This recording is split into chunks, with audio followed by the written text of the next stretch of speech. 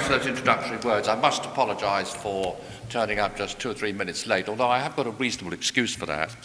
I was in Grimsby last night at a celebration for the 38 years that Austin Mitchell, who's been one of the staunchest campaigners in the Eurosceptic camp, there was a dinner held last night with a lot of people there. 220 people turned up to bid him farewell, and I was asked to make a speech there to thank him for all the work that he did.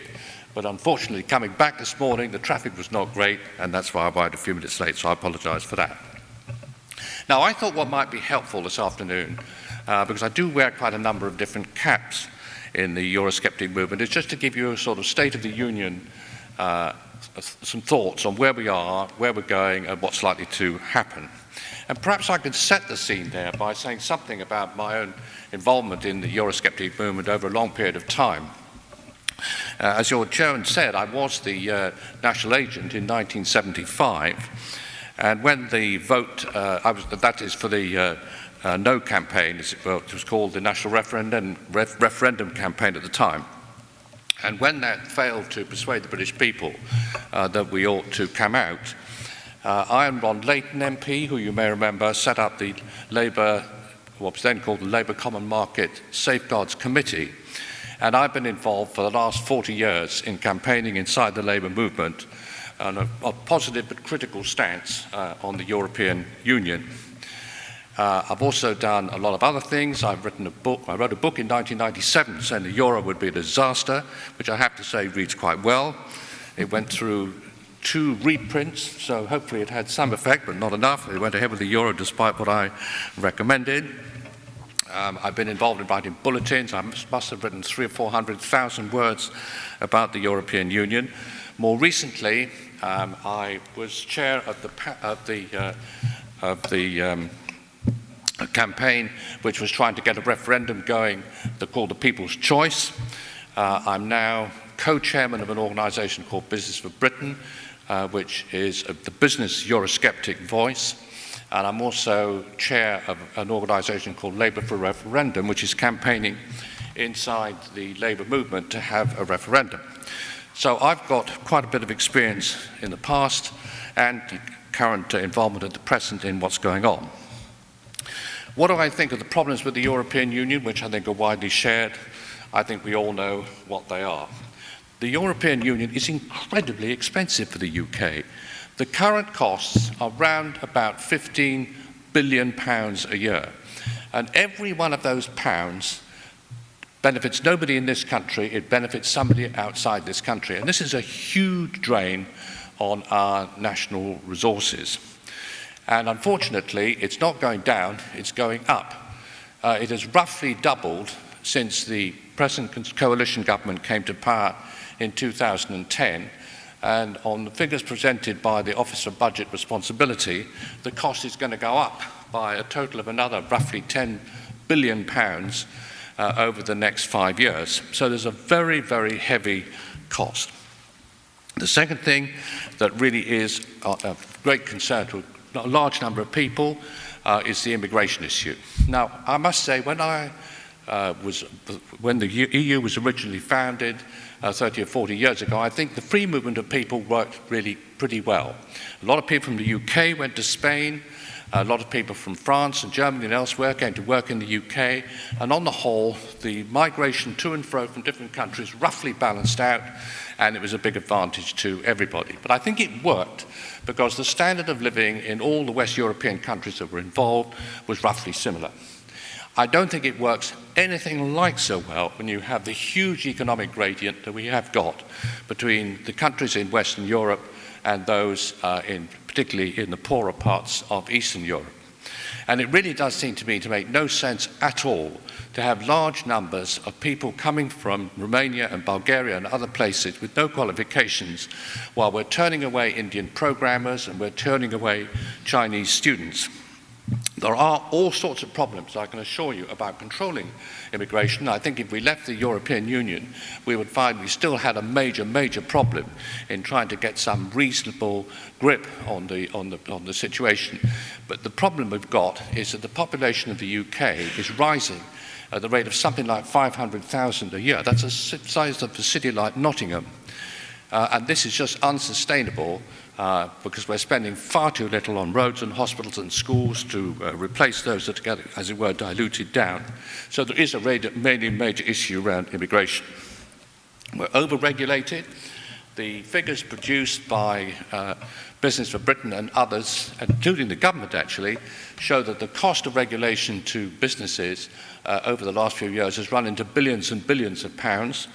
Now, I don't think that, again, it would be a panacea. I don't think if we left the European Union, we suddenly found that all the problems with over-regulation had disappeared, because a lot of these regulations are either changed positively or gold-plated by our own civil servants, and all regulations are difficult to get rid of. But all the same, I think we'd all agree that most of the regulations that do materialise are much better produced locally in our own national parliament than they are on a one-size-all basis across the European Union. There's obviously a huge problem about democracy in the European Union. The European Parliament isn't really a parliament at all.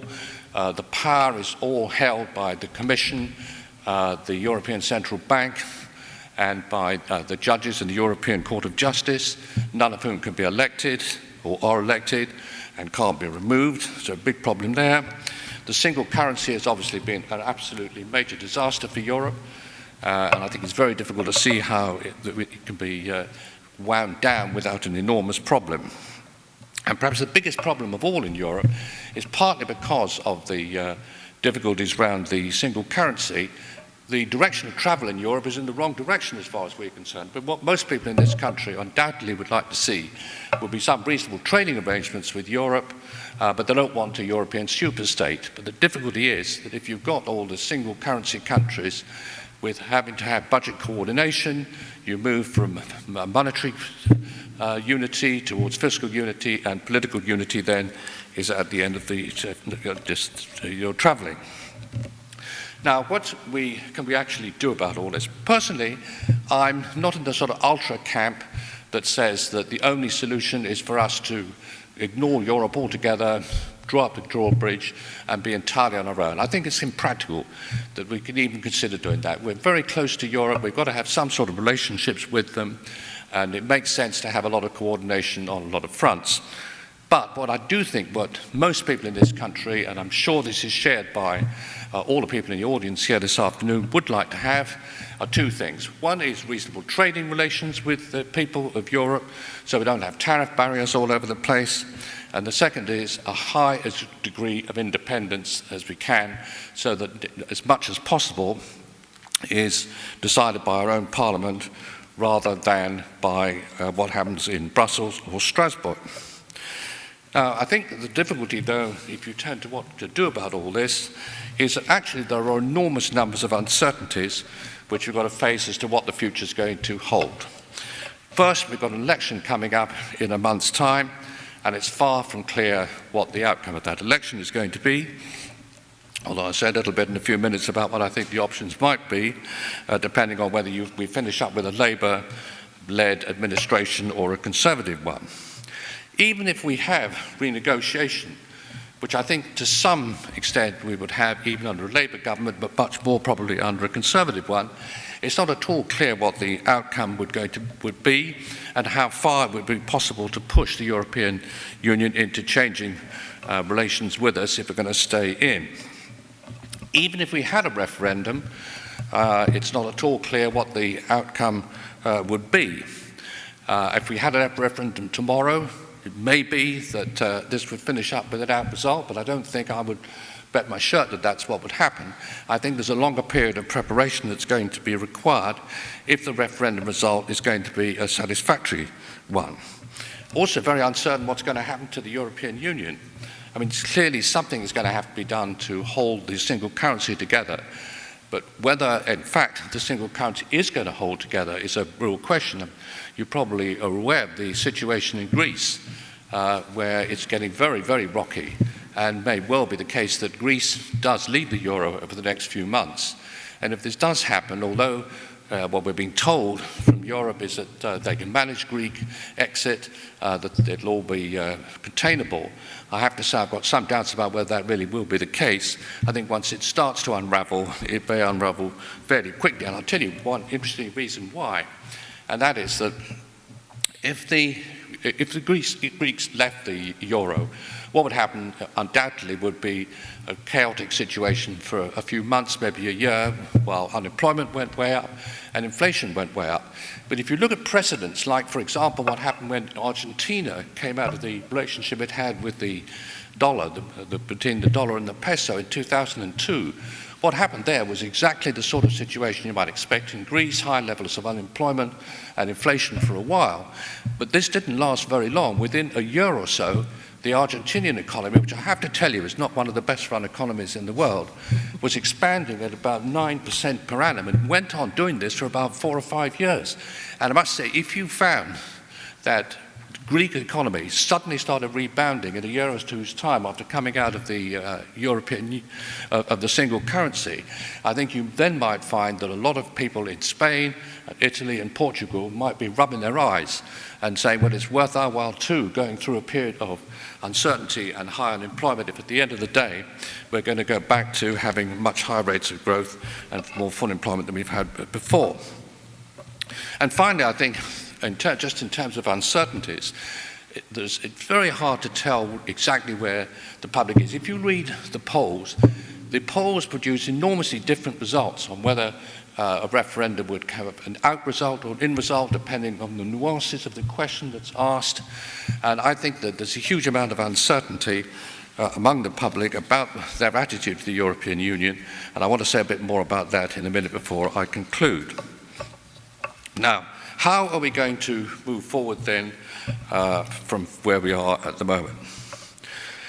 My own view is that if we're going to have any changes that are sufficiently positive to make it worthwhile staying in the European Union, we have to have a referendum. I can't believe that it's going to be possible for any government to negotiate any substantial changes without having a referendum at the end of the process to make it quite clear that a decision will be taken and to focus minds on getting changes made. Now, I think that there is a possibility that we could get some fairly substantial changes made to our relationship with the European Union. Whether these would be substantial enough to justify staying in, I think is a very open question. But if we do finish up by having a process that goes through the renegotiation, and then we have a referendum at the end of the day, I think an enormous amount is then going to depend on how credible an alternative to being in the Union we will manage to produce. And I do think one of the things that is really critically important is for the Eurosceptic movement to focus hard into what the alternative would actually be. There's all sorts of alternatives that have been canvassed. There's the Norwegian option, there's the Swiss option, there's the WTO option, which is coming out all together and negotiating from outside, which I think actually is probably the best way of doing it myself at the moment. But I think that if we go to the electorate, if there's an in-out referendum and say we don't really know what the situation is going to be, but we just don't like what we've got at the moment, that is not going to be a practical proposition to carry the electorate forward with. Now, what do I think is actually going to happen? I think that if we have a Labour government elected, and I've been on the record time after time saying this, although the Labour Party by and large wants to stay in the European Union, I think that from their perspective, they're making a big mistake by not having a referendum. And I'll tell you why, because I think if there was a Labour government elected and they went through a process of renegotiation with at least some credibility, and then went to the electorate themselves in 2017 or 2018 with the government behind staying in, which is what happened in 1975, I think there's a pretty fair chance, not a certainty, but a pretty fair chance that they would win that referendum. But if they don't have a referendum, which is the policy at the moment, I think what's likely to happen is that the Eurozone will get into more and more difficulties. There'll be changes inside the EU which put the UK at more and more of a disadvantage. Euroscepticism just increases and increases, and we would then have a right-of-centre Brexit-style government elected in 2020, and then an out referendum in 2022 or something. If there's a Conservative government in power after the elections on May the 8th, I think the situation could be very different. I mean, I think there probably will then, almost certainly, be a referendum in 2017. The really crucial question then is whether the changes that are made before that referendum takes place are ones that are really reasonably adequate, or whether they're not. And I think there's going to be an enormous temptation for the government to do whatever it can, which may not be very much, and then come back to the UK electorate and say, we're having a referendum which we promised.